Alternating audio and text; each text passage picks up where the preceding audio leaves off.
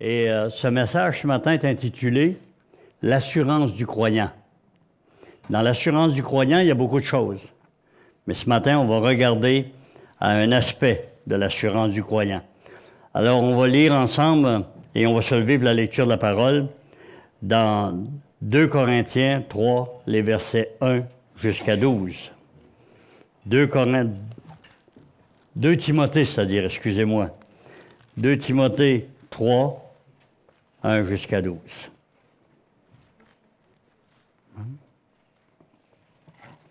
Oui, Seigneur, que ta parole pénètre nos cœurs, qu'on puisse la donner avec le même esprit et le recevoir avec le même esprit, Seigneur, ton Saint-Esprit. Merci, mon Dieu, de nous animer en toi, dans le nom de Jésus. Amen. C'est un passage de la parole qui dit beaucoup de choses, et on va regarder ensemble ensuite qu'est-ce que la parole de Dieu nous dit par rapport à ce que la Bible nous dit ici. Sache que dans les derniers jours, il y aura des temps difficiles. On en a parlé dernièrement. Car les hommes seront égoïstes, amis de l'argent, fanfarons, hautains, blasphémateurs, rebelles à leurs parents, ingrats, irréligieux, insensibles, déloyaux, calomniateurs, intempérants, cruels, ennemis des gens de bien.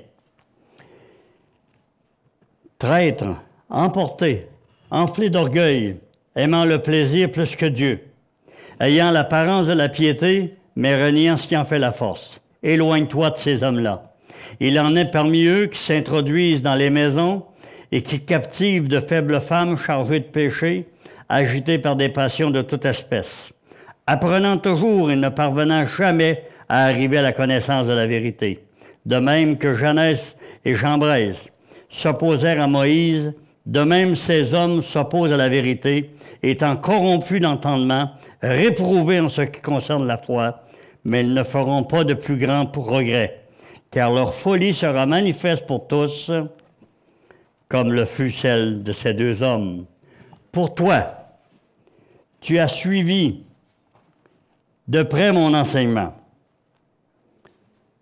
ma conduite, mes projets, ma foi, ma douceur, mon amour, ma constance, mes persécutions, mes souffrances. À quelles souffrances n'ai-je pas été exposé? À Antioche, à Icône, à Lystre. Quelle persécution n'ai-je pas supportée? Et le Seigneur m'a délivré de toutes. Amen. Or, tous ceux qui veulent vivre pieusement en Jésus-Christ seront persécutés. Asseyons-nous. D'un passage qui est lourd. Mes frères et sœurs en Jésus ce matin, je ne voudrais pas vivre, pour tout l'ordre du monde, je ne voudrais pas vivre un autre temps que celui que nous vivons. Je ne voudrais pas du tout vivre dans une autre époque passée ou future. Cette future, oui, merveilleuse, parce qu'elle sera merveilleuse. Nous sommes les plus avertis de toutes les générations qui ont passé sur la terre. Nous sommes les plus avertis, les plus connaissants de cette fin si chère aux croyants. Amen. On est instruit, on est averti, on connaît le temps du Seigneur, on a les signes des temps. La parole nous révèle qu'est-ce que sera l'homme au jour de la fin, et ça réjouit mon cœur, parce que ce matin, moi, quand je lis ce passage des Écritures, je sais très bien que je peux dire au contraire des générations qui nous ont précédés, je peux dire aujourd'hui le salut est imminent. Non seulement l'enlèvement est proche, non seulement le retour du Seigneur est proche, mais je peux vous dire aujourd'hui, sans me tromper, que le retour du Seigneur est imminent. Et imminent veut dire, à tout instant, le Seigneur peut revenir, et c'est le temps pour l'Église de partir avec son Seigneur. Amen? Beaucoup de personnes ont peur à la fin. Moi, j'ai la joie dans mon cœur de la fin. Parce que ce sera la fin des misères. Je sais très bien, frères et sœurs, qu'au jour de la fin, il y a des hommes qui seront au collège biblique en première année, d'autres en deuxième année, d'autres en troisième année, d'autres auront été chercher une maîtrise ou après faire un doctorat. Mais le Seigneur va venir chercher son Église, que chacun soit à son summum ou non. Le Seigneur a une journée arrêtée, une heure arrêtée, un moment arrêté, Et cette heure-là, moi, j'aspire à cette heure-là. Amen. Y aspirez-vous? Alléluia. Si Jacques dit en son temps, le retour du Seigneur est proche, eh bien, nous sommes en droit de le dire, nous autres aussi, aujourd'hui. Imaginez-vous, Jacques disait, le retour du Seigneur est proche. Alors, si Jacques dit, le retour du Seigneur est proche, nous, combien il peut être près de nous? Mais il nous donne de précieux conseils, spécifiquement pour ce temps. Dans Jacques 5, les versets 7 à 9, il dit, « Soyons comme le laboureur qui attend le précieux fruit de la terre, prenant patience à son égard, et il sait qu'il recevra les pluies de la première et de l'arrière-saison. » Il ne se pose pas de questions, frères et sœurs. Il sait que son Dieu, le Créateur de l'univers, lui a donné un travail à faire, une semence à mettre en terre, un champ à préparer, et il sait qu'il aura une récolte à récolter. Amen? Il n'y a pas de question en lui. Il sait qu'il recevra les pluies de la première et de l'arrière-saison. Souvent, on prie en Église, hein, « Seigneur, donne-nous cette pluie promise. » Nous l'aurons. On n'a pas besoin de s'en faire.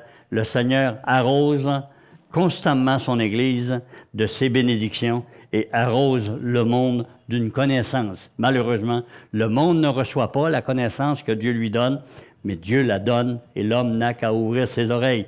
Je pense à Ézéchiel. Quand Ézéchiel, Dieu lui a montré l'état du peuple autour de lui. Et il a été manœuvré par le Saint-Esprit. Il nous dit que le Saint-Esprit l'a saisi, puis il l'a amené. Et quand il est revenu de cette escapade sous la direction du Saint-Esprit, il a fait une dépression de séjour. Et le Seigneur lui a dit, après ce temps-là, « Ouvre ta bouche et dis ce que j'ai à dire. Dis ce que moi je te dirai. » Nous avons ce qu'il avait à dire, et nous avons ce qu'il veut dire, et nous avons ce qu'il va dire. Amen? Alléluia.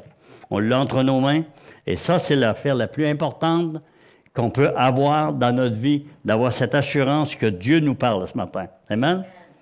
Alors, il dit, « Vous aussi soyez patients. Affermissez vos cœurs, car l'avènement du Seigneur est proche. » N'est-ce pas notre espérance à tous, dit-il? Ne vous plaignez pas les uns des autres. Parole est claire. Jacques ici dit, on aspire au temps du Seigneur, le temps du Seigneur est proche. Alors, ne vous plaignez pas les uns des autres, frères, afin que vous ne soyez point jugés. Voici, le juge est à la porte. Amen? Merveilleux ce que Jacques écrit. N'ayez pas à vous plaindre les uns des autres. Arrêtez de cultiver de l'amertume, comme notre frère Viateur a dit ce matin. Cultivez des choses mauvaises dans votre cœur. Remettez tout au Seigneur. Abandonnez-lui vos fardeaux, vos soucis, et laissez-le agir en vous, et laissez-le agir dans les autres autour de vous. Amen? Ne jugez point, car le juge est à la porte. Amen? L'apôtre Paul a dit à Timothée, frères et sœurs, « Je sais en qui j'ai cru. Et je sais et je suis persuadé qu'il a la puissance de garder mon dépôt jusqu'à la fin. » Amen? Il a la puissance de garder mon dépôt jusqu'à la fin. Je n'ai pas à m'inquiéter. Le Seigneur connaît tout de moi et il sait de quoi je suis fait avant même que je naisse. Et le Seigneur a pourvu pour moi des temps difficiles, des réveils difficiles quelquefois, mais il m'a promis le bonheur et l'assurance qu'en toute chose, il pouvait me former et faire de cette vie difficile quelquefois un chemin de bonheur et de paix. Amen? Un chemin de bonheur et de paix. L'apôtre Paul a dit, « Je sais en qui j'ai cru et je suis persuadé qu'il a la capacité. Il a cette force pour garder mon dépôt que je ne peux pas nier. » Voilà pour nous, frères et sœurs. Voilà pourquoi nous devons avertir et pour le fruit de notre avertissement, subir et se réjouir, non pas haïr et se réjouir. Amen?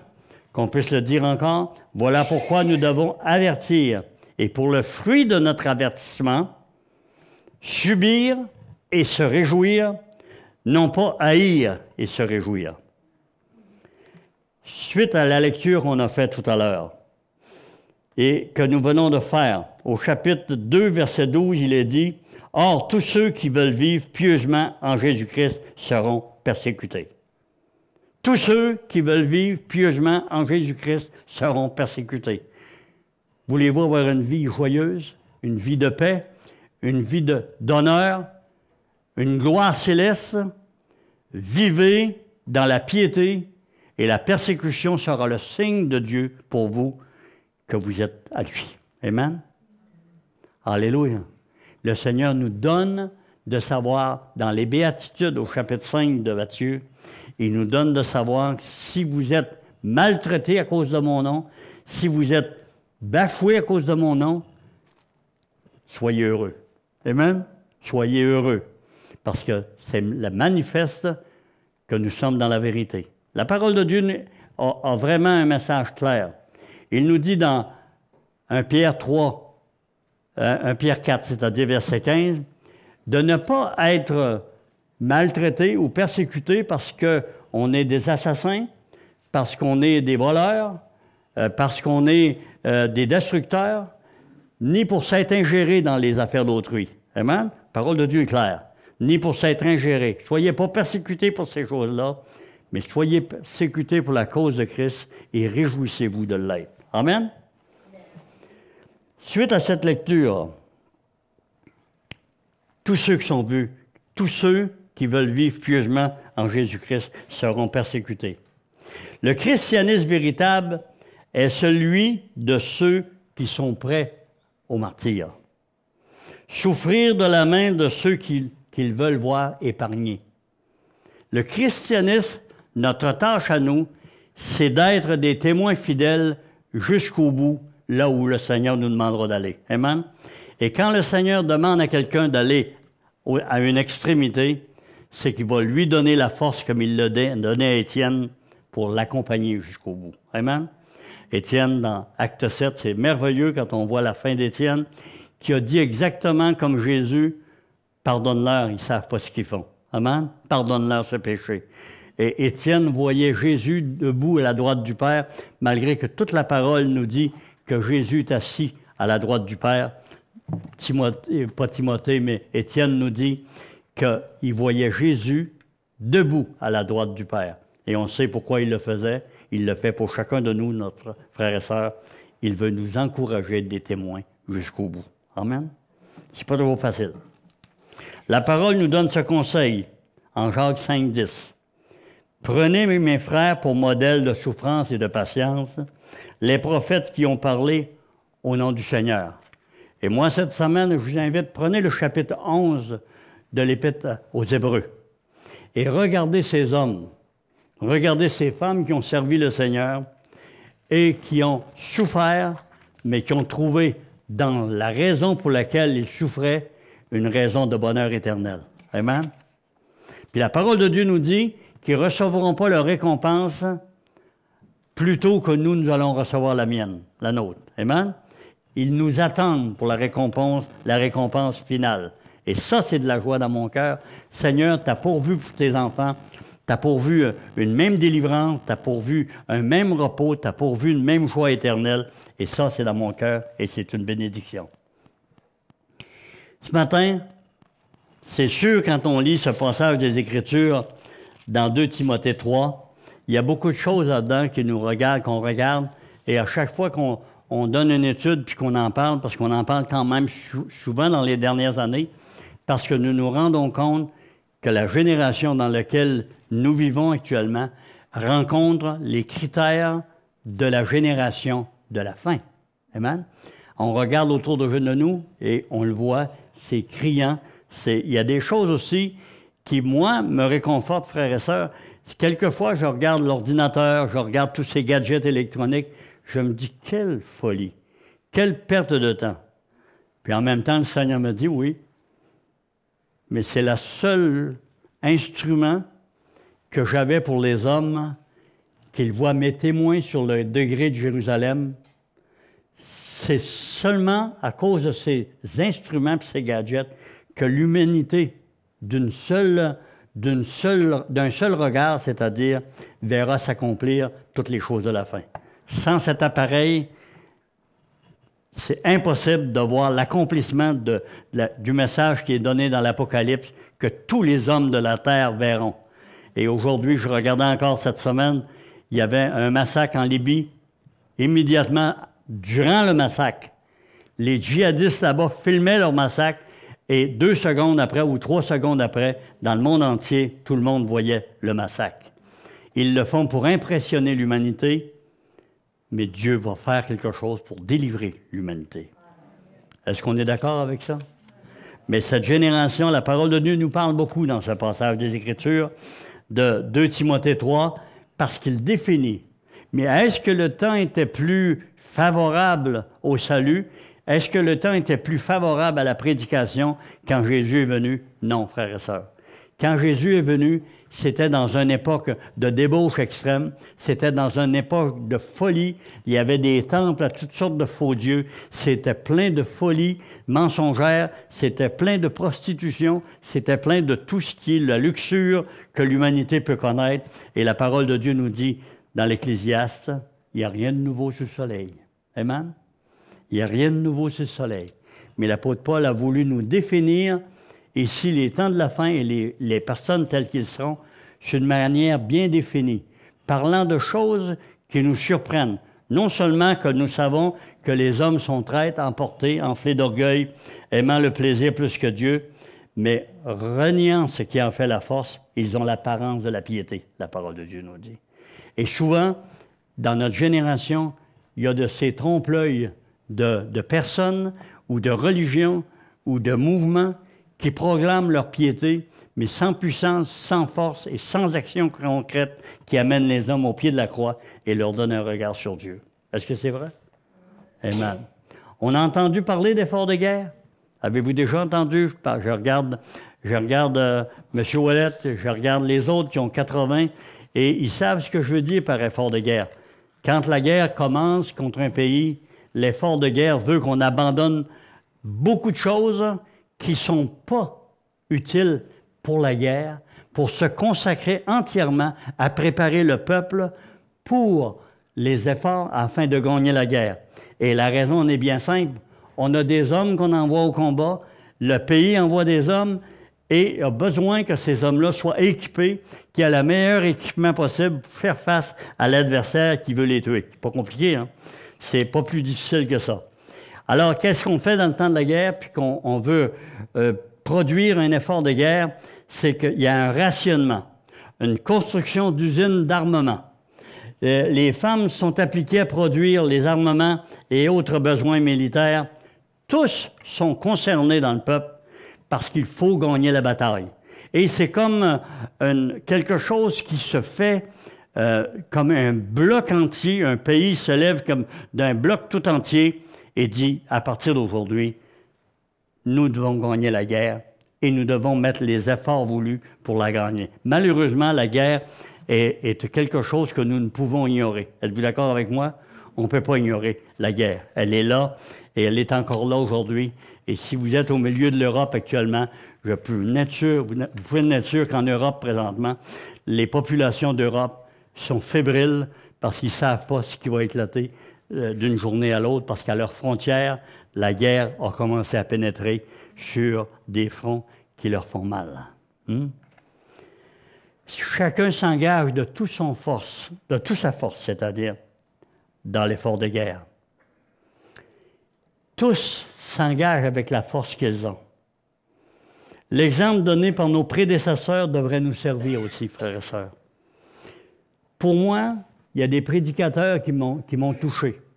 Ceux qui me suivent depuis longtemps ont entendu l'annonce de celui-ci plusieurs fois. Adolphe Monod. Pour moi, c'est un homme qui représente tellement, par sa vie, ce que l'homme devrait être jusqu'à sa fin. C'est un homme qui a commencé jeune à étudier la parole de Dieu. Son père était pasteur, ses frères étaient pasteurs, mais lui, à 25 ans, lorsqu'on lui demande de prendre charge de l'Église de Genève, il a 25 ans, mais il va accepter Jésus comme sauveur officiellement à l'âge de 27 ans. Vous dites ça, c'est pas possible. Oui, c'est possible. Parce que l'Esprit de Dieu peut se servir de n'importe qui pour annoncer le message de l'Évangile. La parole de Dieu, c'est un livre de pédagogie que tout homme habile et ayant donc des études dans le domaine peut l'enseigner. Mais la vivre et y proclamer la vie aux autres, il ne peut pas le faire. Amen? Alors, il se rendait compte des lacunes qu'il y avait à l'intérieur de sa vie. Et Adolphe Monod a accepté Jésus comme Seigneur et Sauveur. Il a été un homme qui a touché son époque, je crois comme pas un. Dans le secteur où il était, c'est un homme qui a vraiment été à fond de lui-même. Il était, dans les siècles passés, une flamme vivante. La fin de sa vie, il prêcha pendant plusieurs mois, on dit 6 mois dans la biographie, il prêcha pendant 6 mois, couché dans son lit où il va mourir. Et on nous dit qu'il y a au moins 50 personnes, ça veut dire à peu près le nombre qu'on est là aujourd'hui, se rendaient dans sa maison pour l'entendre prêcher de son lit, et on ouvrait les fenêtres pour que ceux qui ne pouvaient pas rentrer puissent entendre le message qui se donnait. Vivait-il au temps des âmes profondes? Non, frères et sœurs. Il n'y avait pas plus de profondeur spirituelle à cette époque qu'il y en a aujourd'hui. L'humanité était à une époque où les grands penseurs de l'humanité sortaient, ceux qui ont entraîné l'humanité dans la folie, comme Freud avec la psychologie, avec Darwin, la philosophie ou la théorie qui est devenue le seul enseignement possible dans les écoles, la théorie de l'évolution, ça naissait à l'époque où cet homme prêchait l'Évangile de son lit. Mais cet homme, choisi par Dieu, cet homme était choisi par Dieu, frères et sœurs. Et il était un prédicateur. Moi, je demande, frères et sœurs, chaque jour au Seigneur, donne-moi la force d'aller jusqu'au bout et donne-moi de toucher les âmes autour de moi de façon à ce qu'ils puissent communiquer ta parole aux autres jusqu'au bout de la terre. Amen? Moi, je crois qu'on doit prier, Seigneur. On doit prier le Seigneur. On doit demander au Seigneur à tous les jours. Oh Dieu, donne-nous des prédicateurs qui rendent les autres assoiffés de leur Créateur et de leur Sauveur. Puisse Dieu trouver parmi nous, frères et sœurs, une même capacité à séduire les âmes perdues et les amener dans le royaume. Amen? Vous devez prier, frères et sœurs, et nous devons tous prier que des prédicateurs de jeunes hommes, de jeunes filles se lèvent et proclament. En fin de semaine, on a eu un témoignage. Notre sœur a donné son témoignage vendredi. Son mari disait qu'elle l'avait, et c'est vrai qu'elle l'a bien donné, elle était préparée et elle a donné son témoignage, et les personnes ont été touchées. Amen? Gloire à Dieu. Et qu'est-ce que ça me donne? Est-ce qu'elle est davantage que les autres? Non, elle s'est préparée, elle a donné son cœur pour son témoignage, et il y a eu des gens qui ont été touchés par le témoignage. On en parlait après la réunion. Comme d'ailleurs, à tous les fois que les témoignages sont donnés. Qu'est-ce que ça nous dit, frères et sœurs? Dieu veut puiser au milieu de nous des hommes et des femmes, non seulement des hommes, mais des hommes et des femmes capables de rendre témoignage aux hommes de ce que Christ a fait dans leur vie. Amen? Parce que le témoignage que notre sœur a rendu, ce sont les actes du Saint-Esprit dans sa vie, les actes de Jésus-Christ dans sa vie. Ce n'est pas sa propre vie qu'elle a exposée. Elle a exposé la vie de Christ en elle, la vie du Saint-Esprit pour la diriger. Amen? Alors le Seigneur peut prendre des hommes et des femmes pour amener les hommes et les femmes de notre génération à être séduits, les jeunes hommes, les jeunes filles, à être séduits par l'amour du Seigneur. Je sais que quelqu'un va dire, n'importe qui peut prêcher, comme Adolphe Monod, qui n'était pas sauvé puis il prêchait, mais il n'y avait pas cet impact aux âmes qu'il a eu quand sa vie a continué après son salut. Il a été un homme d'impact, il a été un homme qui a produit des choses, qui a fait en sorte que les hommes et les femmes soient assoiffés de Christ au point d'aller voir un homme dans son lit, presque un cadavre, qui crie encore que Christ sauve et qui était touché jour après jour par cet appel divin venant d'un lit de moribond. Amen? Est-ce qu'on a besoin de prier, frères et sœurs? Moi, j'ai besoin de prier pour moi jour après jour. Seigneur, fais de moi un homme qui donne la soif de toi. Amen. Seigneur, je te le prie ce matin, fais de ces hommes et de ces femmes autour de moi quelqu'un qui a soif de toi, Seigneur Dieu. Et fais de ces hommes et de ces femmes autour de nous, ces jeunes hommes, ces jeunes filles, fais d'eux, Seigneur, des jeunes hommes, des jeunes filles qui donnent soif de toi, Seigneur. Amen. Pas soif d'eux-mêmes, soif de toi, mon Dieu. Parce que c'est de Jésus-Christ que nous avons besoin d'être assoiffés, non pas des hommes. Le temps est arrivé, frères et sœurs, où nous devons aller plus loin si nous voulons gagner la bataille des hommes perdus. Amen? Le temps est venu. Je vous le dis là, j'en suis persuadé ce matin comme jamais que le temps est de plus en plus imminent du retour du Seigneur et que l'Assemblée du Seigneur Jésus, l'Église de Jésus-Christ, n'a plus une minute à perdre, c'est-à-dire dans le salut des âmes, à aller chercher les âmes perdues. Qui croit qu'on est en guerre? Amen. Gloire à Dieu. Merci Seigneur pour ceux qui croient qu'on est en guerre. Qui croit que nous savons dans quel temps nous nous trouvons? Est-ce que vous savez dans quel temps nous nous trouvons aujourd'hui? Nous sommes dans les temps de la fin, frères et sœurs. C'est un temps définitivement clair, précis, bien encadré par la parole de Dieu, et nous verrons les choses. Il y a non seulement le passage de 2 Timothée 3, mais il y a toutes les promesses de Dieu, toutes les prophéties de Daniel, les prophéties de Matthieu, de Luc, de Zacharie, de Malachie et autres qui nous donnent l'alignement parfait sur la fin. Amen. Quand on nous parle en astronomie, il parle d'un alignement de planètes pour telle et telle époque. Eh bien, le Seigneur a aligné les planètes pour son retour au moment où on avance. Nous sommes appelés à combattre sur 2 fronts. Aussi difficile que les Américains avaient à combattre durant la guerre 39-45. Ils devaient combattre sur la guerre du Pacifique et ils devaient combattre aussi sur la guerre hitlérienne. 2 terribles fronts. Et nous aussi, frères et sœurs, nous avons dans notre marche avec Dieu à combattre sur 2 fronts. Et ils sont aussi terribles, aussi difficiles les uns que les autres. Premièrement, la parole de Dieu nous appelle à lutter contre le péché qui nous enveloppe si facilement. Amen? Hébreux 12:1. Alléluia! Contre le péché qui nous enveloppe si facilement. Et ensuite, courir avec persévérance dans la carrière qui nous est offerte. Et cette carrière qui nous est offerte, c'est d'amener des âmes à Jésus-Christ. Amen? C'est d'amener des âmes au Seigneur. C'est ça la carrière qui nous est offerte, frères et sœurs. On doit courir dans cette carrière. On doit courir 2 fronts difficiles. Lutter contre le péché. Oh, je sais qu'ici, il n'y a que des saints de Dieu ce matin et que c'est facile. Le péché se couche à ta porte. Je domine sur lui. Aucun problème. Je ne suis pas comme Caïn. Hein? Caïn, Dieu dit, Caïn, le péché se couche à ta porte, mais toi, domine sur lui. On connaît la suite. Caïn a tué son frère, hein? Mais nous, on n'a pas de problème avec ça. Le péché vient, le pied dessus, et puis on l'écrase. Si c'était si simple que ça, si c'était aussi simple que ça, on n'aurait même pas besoin de prêcher ce matin.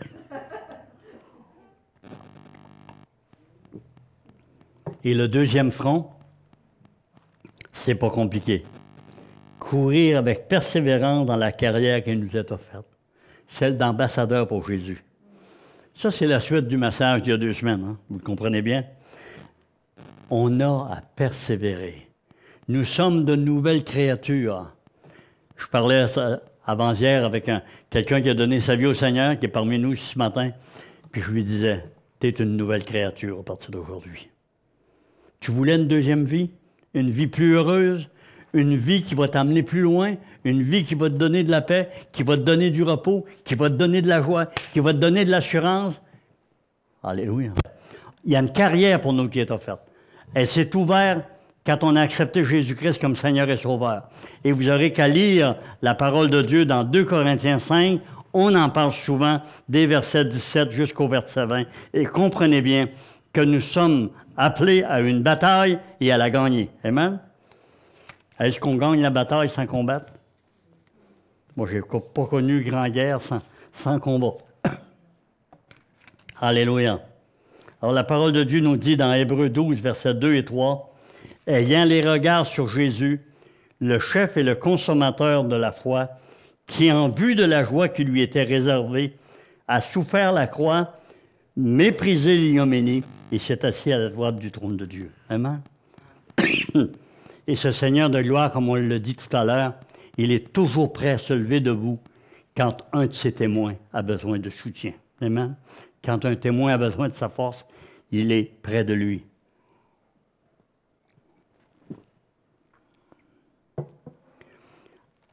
Considérez en effet celui qui a supporté contre sa personne une telle opposition de la part des pécheurs, afin que vous ne lassiez point l'âme découragée. Avancez avec Dieu. Avançons tous ensemble.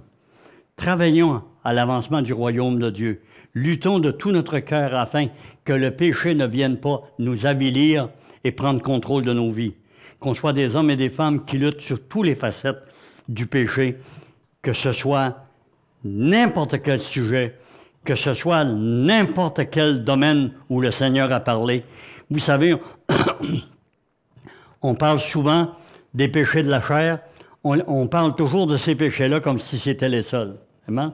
Notre frère, ce matin, Viateur, quand il est venu ce matin, a parlé de choses beaucoup plus profondes qui sont là et qui souillent l'homme et qui donnent à l'homme de perdre la victoire et souvent de retourner en arrière. Il a parlé de l'amertume causée par une rancune, par des choses non pardonnées et qui assaillent, qui véhiculent un venin mortel à travers l'Assemblée, ici ou ailleurs. Amen? Ça aussi, c'est des péchés sur lesquels on a à lutter de tout notre cœur. Puis la parole de Dieu nous dit, vous n'avez pas lutté jusqu'au sang pour servir Dieu. Amen? Alléluia. Merci Seigneur ce matin. Personne ici ne doit avoir l'âme découragée lorsqu'il regarde à toi, Seigneur. Lorsqu'il regarde à la marche avec toi, Seigneur Dieu. Merci Seigneur. Merci mon Dieu. Les épreuves des derniers mois, Seigneur, qui nous ont frappés, Seigneur. Merci mon Dieu que tu as donné que ces épreuves ont produit et produiront la vie, Seigneur Dieu. Merci, précieux Seigneur. Il n'y a rien de tel que le fruit de ta bénédiction est mis en terre pour produire la vie, Seigneur Dieu. Dieu d'amour fait que chacun de nous aujourd'hui, conscient d'où nous sommes et où nous allons, du temps où nous sommes, Seigneur, et du temps où nous avons besoin d'investir nos vies afin que le monde voie et croie que notre Dieu est puissant et vivant. Et la parole de Dieu nous disait ce matin, on le répète, que personne n'est à se plaindre l'un de l'autre, car le juge, et ne jugez personne, car le juge est à la porte. Amen. Probablement que le plus grand défi de l'Église de tous les temps, depuis Jésus-Christ, et même avant, c'est quoi? C'est de garder l'harmonie au sein des troupes. Garder l'harmonie au sein de l'Église. Vous n'avez qu'à lire les épîtres de Paul ou les autres épîtres, vous allez comprendre que c'est... Vous n'avez qu'à lire Jacques en entier, et vous allez voir que c'est difficile de garder l'harmonie et qu'il y a beaucoup plus de péchés qui se font par la langue qu'il peut s'en faire dans la sexualité. Amen? Les mauvaises paroles, les mauvais désirs, les mauvais jugements, écraser les autres, garder des rancœurs dans notre cœur, les distribuer autour de nous, répandre, ce sont des péchés majeurs qui empêchent les autres autour de nous de voir que Christ est vivant. Amen? Car la parole de Dieu nous dit dans Jean 13, les versets 34 et 35, « À ceci, aimez-vous les uns les autres. À ceci, tous connaîtront que vous êtes mes disciples, si vous avez de l'amour les uns pour les autres. » Comment peut-on répandre l'Évangile si on n'a pas l'amour dans notre cœur pour la répandre et la manifester dans nos vies? Est-ce que vous êtes d'accord avec moi? C'est impossible. Frères et sœurs, soyons unis ce matin dans un même esprit, dans un même combat, parce que nous connaissons, parce que nous savons dans quel temps nous sommes dans cette génération de la fin, et mon cœur est dans la joie, je vous le dis encore, comme je l'ai dit au début du message, mon cœur est dans la joie parce que je suis connaissant du temps où je suis, et je sais que je peux savoir, moi aujourd'hui, que le retour du Seigneur est imminent, et je sais que je peux faire ce qu'il faut pour me préparer. Amen? Êtes-vous d'accord avec moi ce matin? Si on est d'accord, ceux sur le web sont d'accord avec nous ce matin. Parce que notre Dieu est un Dieu vainqueur et il veut que chacun de nous qui écoutons ce message ce matin, on soit prêt à combattre sur les deux fronts qu'on vient de mentionner, c'est-à-dire celui de lutter contre le péché, mais ne pas perdre de vue celui qui est de combattre afin que le monde voie et croie que nous sommes des enfants de Dieu et que nous prêchons non pas des hommes, mais nous prêchons le Christ crucifié. Amen.